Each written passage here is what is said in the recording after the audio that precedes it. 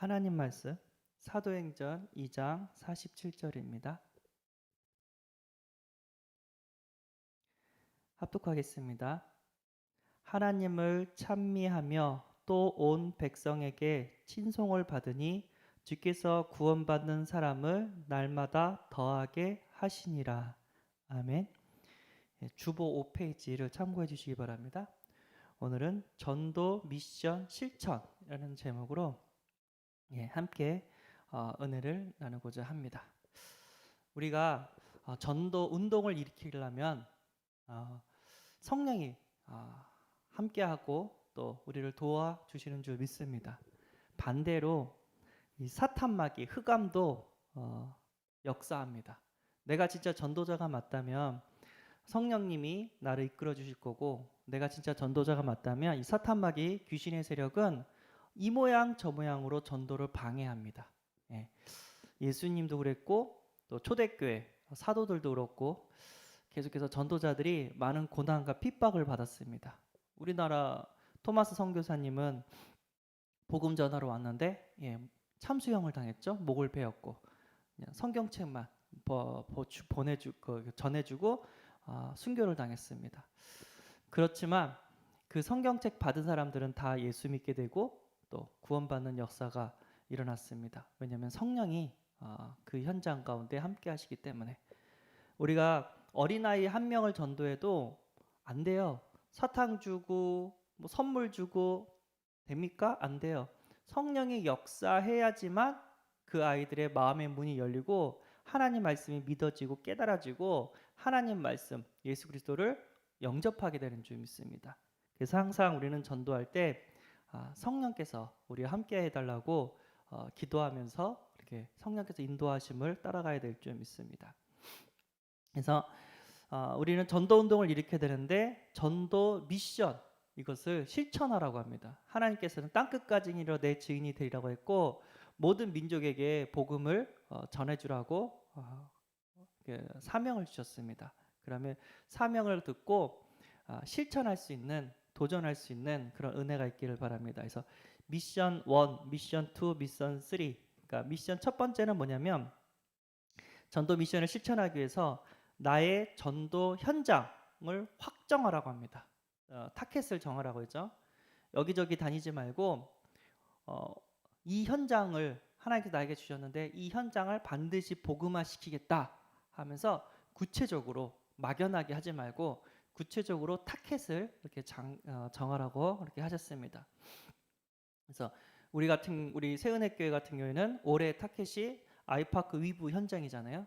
이 현장에서 우리가 예수 그리스도를 전하고 구원받기로 작정된 영혼들을 살려내고 또 루디아 같은 그런 제자를 찾겠다, 이런 타켓을 갖고 계획을 갖고 계속해서 현장에 나가고 있습니다. 아멘. 하나님께서 우리가 확정했을 때, 결정했을 때 그 순간부터 우리에게 응답을 주시는 줄 믿습니다. 자, 예를 들어 볼게요. 많은 현장이 있지만 어쨌든 내가 복음화 하겠다는 그 현장을 타켓을 딱 잡았을 때 어떤 일들이 벌어지냐면, 일단 이 현장을 어떻게 복음화 시킬 수 있을까, 어떻게 많은 사람들에게 다 주의 말씀을, 예수 그리스도를 전할 수 있을까 하면서 나도 모르게 기도하면서 전도 고민을 하게 됩니다. 어떻게 이 현장을 살릴 수 있을까. 타켓을 정하면 그 현장이 품어지고 그 현장을 어떻게 전도할 수 있을까라는 고민을 하게 돼요. 그러니까 고민이라고 할 수 있지만 성령 인도를 받게 되겠죠. 하나님께 기도하면서 물어보겠죠. 그러면서 그 전도 실천을 합니다. 피 뿌리고 땅 밟고 빛 비추고 그리스도의 피를 이렇게 우리가 기도하면서 주는 그리스도시요 살아계신 하나님이다 하면서 흑암 꺾고 땅 밟으면서 이제 예수 그리스도를 빛을 이렇게 전해주면서 사실적인 전도 운동을 일으킵니다. 그리고 전도를 점검하게 돼요. 전도 일지 쓰면서 오늘은 누구를 만났고 앞으로는 어떻게 전도할 거고 이런 것들이 이렇게 발견이 되는 줄 믿습니다. 구체적으로 좀 더 얘기하자면 일단 현장이 정해지면 가봐야죠. 그래서 뭐를 해야 되죠? 땅을 밟으면서 기도하면서 흑암도 꺾으면서 현장 분석이 일어나요. 이 지역은 어린이들이 많이 있구나. 또 다른 지역도 있죠. 이 지역은 아픈 환자들이 많구나. 이 지역은 불교 신자가 많고 절이 있구나. 이 지역은 상가가 많고 유흥업소가 많구나. 이 지역은 공단이 많다. 그래서 공장 직원들이 많구나. 이 지역은 대학가들이 많구나. 홍대 같은 데 있잖아요. 그럼 대학생들이 많구나. 이런 것들이 분석이 되어져야 돼요. 예. 그래서 그 분석이 되어지면 뭐가 결정이 되냐면 전도 방향이 결정이 돼요. 예. 그래서 이 지역을 어떻게 복음화시킬지 구체적인 전도 방향이 이게 결정이 됩니다. 예를 들어서 이 지역에 환자가 많아요. 의료시설이 너무 낙후돼 있어요. 그러면 무슨 전도를 해야 되죠? 예. 우리 주위에 좀 이렇게 의사들이 있으면 치과 의사라든가 한의원이라든가 좀 이렇게 내과라든가 의사가 있으면 이렇게 부탁을 해서 의료 전도를 일으킬 수가 있어요. 그러니까 시골 같은데 좀 의료 시설이 안 좋은데 의료 전도 어디 아픈 사람 오세요 하면서 이렇게 진찰해 주면서 한쪽에는 이게 의료하고 한쪽은 예수 그리스도 복음을 전하는 의료 전도를 할 수 있어요. 또 어떤 데는 미용 전도, 시골에서 마을 회관 모아가지고 할머니 할아버지도 파마 말아주면서 이렇게 전도를 할 수 있단 말이에요. 그건 뭐죠? 그냥 막 한 게 아니라 그 지역이 뭐가 필요한지 이게 분석이 된 거예요. 예. 또 어떤 지역은 그런 것보다 찬양 전도가 또 이렇게 좋을 수가 있어요. 그래서 옆에서 막 찬양해주고 그 찬양에 감동을 받으면서 구경하는 사람들 이렇게 말 걸어가지고 복음 전하고, 반대로 이제 사람이 모이면 그때 목사님이 이렇게 메시지 전해가지고 단체로 영접시키고 찬양 전도도 할 수 있어요. 그러니까 제가 그 신학교 다닐 때 한 전도사님 있어요. 그 전도사님의 전문성이 어린이였거든요. 그래서 어린이 찬양도 이렇게 많이 쓰고 실제로 다락방에 어린이 찬양도 그분이 쓴 게 이렇게 곡이 나온 적도 있어요. 근데 그분이 물어봤어요. 한번 전도하면 몇 명 정도 영접하십니까? 제가 물어봤어요. 그랬더니 그분이 나한테 뭐라고 얘기했냐면, 어린이 전도하시는 분이 세지를 못하겠다고, 아마 50명은 넘게 영접이 될 거라고. 몇 시간 나가는데요? 그랬더니 그냥 1시간. 뭐 사고 났나 봐요. 쿵하는데. 예. 그냥 1시간 정도 이렇게 전도하는데 몇 명이 전도되는지 자기는 세지를 못한다고 50명 정도는 넘을 거라고 딱 그러는 거예요. 그랬더니 저 입장에서 깜짝 놀라죠. 50명이요? 어떻게 하시는데요? 그랬더니 자기네들은 인형극 전도팀이 있대요. 이렇게 인형극 아시죠? 놀이터 같은데 애들 많은데 그런데 가가지고 이렇게 조그만한 이렇게 뭐라 하죠? 천막 같은 거 이렇게 만들어가지고 그 인형극을 하는 거예요. 막 이렇게 재밌게. 그러면서 그 인형극 여러 가지 스토리를 통해서 자연스럽게 예수 그리스도를 시킨대요. 그럼 한 50명 넘게 사람들이 모여서 다 따라 이렇게 하면서 예수님 영접 기도를 한대요. 아니나 다를까 우리 황 집사님 있었잖아요. 황 집사님 어떻게 예수 믿었어요? 했더니 어디서 인형극을 봤대요. 그래서 그 인형극 보고 자기가 영접을 했다고. 그러면서 그런 걸 얘기하는 거예요. 그러니까 그 지역은 그 어린아이들이 많은 거예요. 그 어린아이들에 맞는 어떻게 해요? 전도 전략이 나오는 거예요. 그리고 또 뭐가 있죠? 안 되면 이제 노방전도도 해야 되고 축허전도도 거기에 맞게 이렇게 해야 됩니다. 근데 우리가 해봤지만 찬양 전도하면서 복음 전하는 게 더 많이 영접이 돼요. 인형 전도라는 거 의료 전도하면서 복음 전하는 게 더 많이 이렇게 영접이 돼요. 그러니까 전도 방향이 이렇게 결정이 된다는 거예요. 또 이렇게 결정이 되냐면 전도 자료도 결정이 돼요. 이 사람들에게 예수 믿으세요라고 하면서 이렇게 우리가 그 전도지를 주잖아요. 근데 전도지도 똑같지 않아요. 내일 얘기하면 다양한 영접 메시지 그 얘기를 또 얘기듯이, 그러니까 이 사람들이 가지고 있는 문제에 대한 어떻게 해요? 답을 복음으로 주는 그런 자료가 필요하다는 거예요. 어린이에 있다는 어린이에 맞는 자료가 필요하고, 무당한테는 무당에 맞는 간증이라든가 자료가 필요하고, 환자가 많으면 또 아픈 사람에게 주는 여러 가지 의료 이렇게 치유되는 그런 자료, 전도 자료가 필요하고, 학교 선생님이다. 그럼 선생님에 맞는 자료 이렇게 전도지 이렇게 주고, 우리 목사님이 이제 매주 3장씩 전도 그 주세요 하면서 자료 그 나눠주세요 이렇게 하면서 한때 이렇게 했었잖아요. 거기 보면 상 케이스 바이 케이스가 있어요. 이렇게 우상에 빠진 사람한테 주는 메시지도 있고, 학교 그 선생님한테 주는 메시지도 있고, 이게 케이스 바이 케이스로 다 있단 말이에요. 예. 그런 자료가 준비가 돼요. 예. 그래서 효과적인 전도 운동을 일으킬 수 있도록 이렇게 하게 됩니다. 그러니까 막연하게 하는 게 아니라 전략을 가지고 많은 전도자들이 누렸던 그것들을 우리도 누려야 될 줄 믿습니다. 예, 타켓을 정하고 현장 분석해서 거기에 맞는 전도 방향과 전도 자료가 결정이 됩니다. 다 똑같지가 않아요. 예, 그뿐만 아니라 두 번째 미션, 주간 전도 스케줄을 딱 하는 거예요. 그래서 내가 매주 토요일 날 여기서 전도하겠다. 그러면서 하나님과 약속을 해요. 그러니까 이면 계획을 하는 거죠. 한 제자를 세우고 한 장소를 거점으로 잡아서 한 시스템을 세우겠다 하면서 그 스케줄을 정하는 거예요. 그러니까 2년 두란노 서원이죠. 바울이 2년 동안 거기에서 말씀 운동을 해가지고 아시아에 있는 사람들이 다 복음을 듣는 역사가 일어났습니다. 내가 이 지역을 2년 동안 복음 전해서 시스템을 세우고 나오겠다. 바울 전도팀들이 그런 거예요. 그러니까 바울 전도팀은 언제까지 전도를 하냐? 일단 그 전도 그 날짜를 딱 정하고 그다음에 기간을 정해서 시스템 세워질 때까지 하는 거예요. 예, 그 안에 시스템을 세우고 또 빠져나가는 거예요.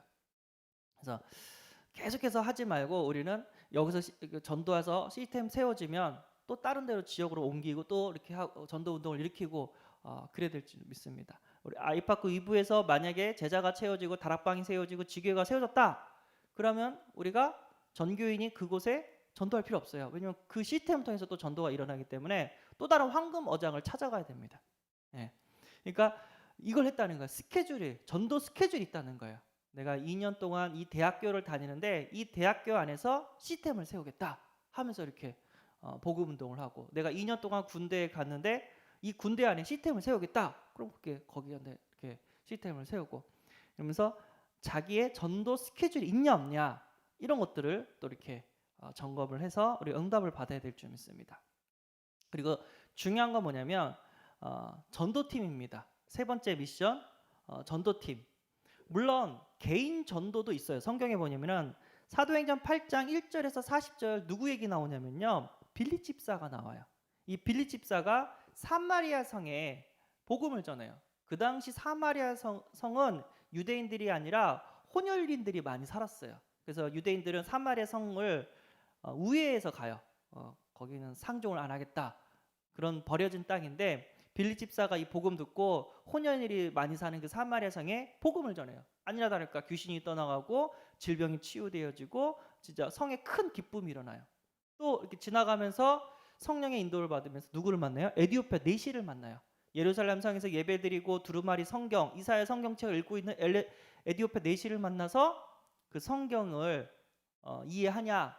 가르쳐주는, 지도하는 사람이 없는데 내가 이해 못한다. 와서 이렇게 마차에 와가지고 나 좀 알려줘라 해가지고 빌립 집사가 그 이사야 성경에서 나오는 어린 양, 그 예수 그리스도다 하면서 복음을 얘기해주고 에디오피아 내세는 세례를 받습니다. 예수님을 영접했다는 얘기죠. 그런 개인 전도도 있습니다. 없는 게 아니에요. 있어요. 그런데 한계가 있어요. 예. 개인 전도는 필요합니다. 그런데 거기에는 한계가 있어요. 예. 그 한계를 뛰어넘는 게 뭐냐면 팀 전도예요. 나의 전도 능력치가 이 정도 있는데 또 다른 전도자와 함께하면 더 올라가요. 우리가 전쟁을 할 때 게릴라전으로 스파이가 돼서 혼자 전쟁을 하는 것도 있지만 또 이렇게 부대별로 모아가지고 또 전쟁을 하는 경우가 더 많습니다. 그래서 그게 뭐냐면 이제 전도팀이에요. 그러니까 바울은 선교를 하는데 절대 혼자 나가지 않았어요. 항상. 네. 어떻게 됐죠? 처음에는 바울과 바나바가 전도 팀을 이뤄서 선교를 했단 말이에요. 혼자 가지 않았어요. 그리고 이제 두 번째는 이제 바울과 바나바가 갈라져요. 왜죠? 요한 때문에. 우리가 선교를 갔는데 요한은 중간에 집으로 가버렸다. 요한을 데리고 가면 안 된다. 두 번째 선교 때는. 근데 바나바는 자기 친척이니까, 조카니까 아니다. 그래도 요한한테 기회를 줘야 된다. 그래서 싸움이 일어나요. 다툼이 일어나죠. 나중에 이제 바울이 그때 내가 미안했다고 사과는 해요. 근데 어쨌든 중요하니까 팀이 중요하니까 어쨌든 그랬어요. 그래서 바울은 요한과 선교를 하게 되고, 그다음에 바나바는 조카 요한을 데리고 이제 선교를 하게 되고, 바울은 신라를 이렇게 택해가지고 선교를 합니다. 2차 선교를 갑니다. 예. 사도행전 16장 1절에서 4절. 그러니까 바울과 신라 팀이 전도 운동을 일으켜요. 그러다가 어린 제자를 만나요. 디모데를 만나요. 예. 디모데를 만나가지고 같이 전도팀에 합류를 시킵니다. 이제 괜찮은 아이고요. 엄마가 유대인이고 아빠가 이방인이에요. 그러니까 헬라인이에요. 근데 어쨌든 바울이 회당 중심으로 복음을 전했잖아요. 유대인에게 많이 이렇게 먼저 복음을 전했잖아요. 어느 지역을 가도. 그래서 디모데가 아빠가 헬라인이기 때문에 아직 디모데가 유대인들에게 전도하는 데 있어서 이렇게 준비가 안 됐단 말이에요. 무슨 얘기냐면 유대인들은 할례를 받지 않은 사람들과 이렇게 신앙을 논하지 않아요. 그래서 디모데에게 할례를 행합니다. 그러니까 왜 할례를 한다고 했죠? 유대인들을 살리기 위해서. 우리가 전도자인데 할례라 그럼 말도 안 되죠. 여기는 유대인인 게 아니라 한국 사람 있는 거잖아요. 그만큼 그 현장을 살리는 그 사람들의 타켓을 봐서 그 사람들과 어울릴 수 있도록 뭔가를 준비를 한 거예요. 여기서 제가 얘기하는데 전도할 때 진짜 우리가 몸가짐도 단정하게 해야 됩니다. 진짜 내가 그 전도를 하겠다면 최고로 이렇게 단정하게 양복을 입고 가십시오. 추리링이 입고 전도하는 거랑 양복을 입고 전도하는 거랑 받는 사람의 입장에선 달라요. 입장에선 달라요. 그래서 우리가 머리도 단정하게 해야 되고 코털도 나오면 안 되고 수염도 나오면 안 되고 단정하게 해야 돼요. 전도하러 가는 사람이 아주 지저분하게 간다. 냄새 나고 머리도 덥수룩하고 옷도 이상하게 입고 간다. 이상한 정신병자로 오인할 수가 있어요. 근데 전도하는 사람이 단정하다, 깔끔하고 젠틀하다. 그럼 이 사람들은 진짜 뭔가가 천국에 복음을 전하는 그런 뭐랄까 대단한 사람인 것 같다. 이렇게 느껴진다니까요. 하나님은 중심을 보지만 사람들은 외모를 봐요. 외모에서 우리가 이렇게 태자를 맞으면 안 되잖아요. 신뢰를 줘야 되잖아요. 단정하게 해야 됩니다. 그리고 아시아로 가고자 하는데 하나님의 영이 허락하지 않고 마게도니아로 터널 합니다. 그 마게도니아의 첫 성 빌립보에 가니까 누구를 만나죠? 루디아를 만나요. 한 거점에서 한 시스템이 세죠. 루디아에서 빌립보 교회가 세워지잖아요.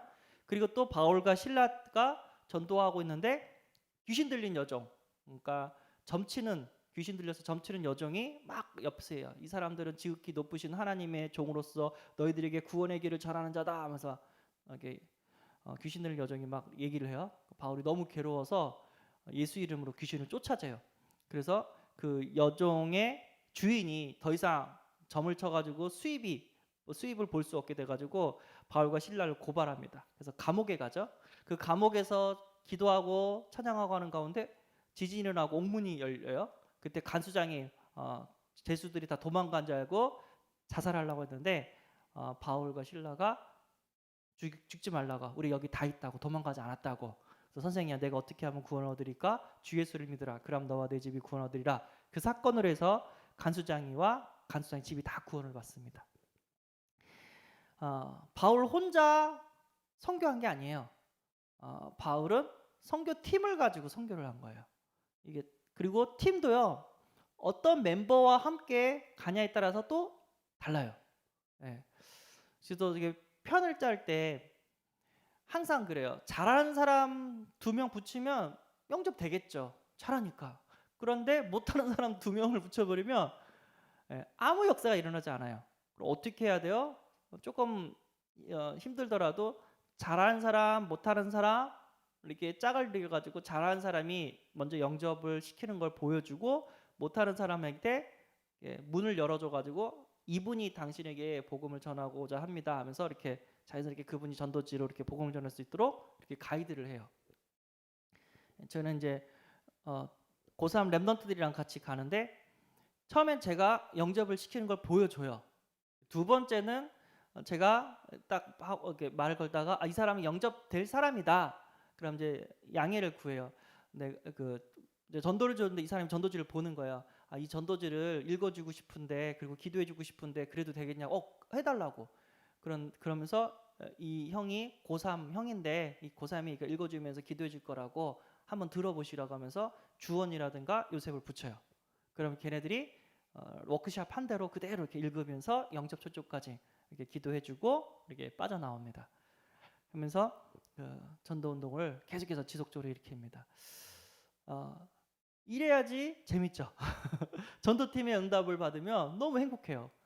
너무 길어졌습니다. 죄송합니다. 어쨌든 전도 실전을 통해서 구체적인 전도 응답을 꼭 받으시는 은혜가 있기를 바랍니다. 기도하겠습니다. 하나님 감사합니다. 오늘 전도 실천, 전도 미션 실천이라는 말씀으로 현장을 어떻게 복음화시켜야 되는지 말씀을 주시며 감사합니다. 이 말씀을 묵상하는 가운데 전도의 문들이 열려지게 하여 주옵소서. 우리 주 예수 그리스도 이름으로 기도합나이다. 아멘. 하늘에 계신 우리 아버지여, 이름이 거룩히 여김을 받으시오며 나라에 임하옵시며 뜻이 하늘에서 이룬 것 같이 땅에서도 이루어지이다.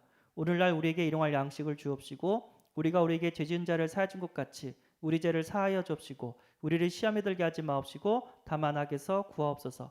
대개 나라와 권세와 영광이 아버지께 영원히 있사옵나이다. 아멘.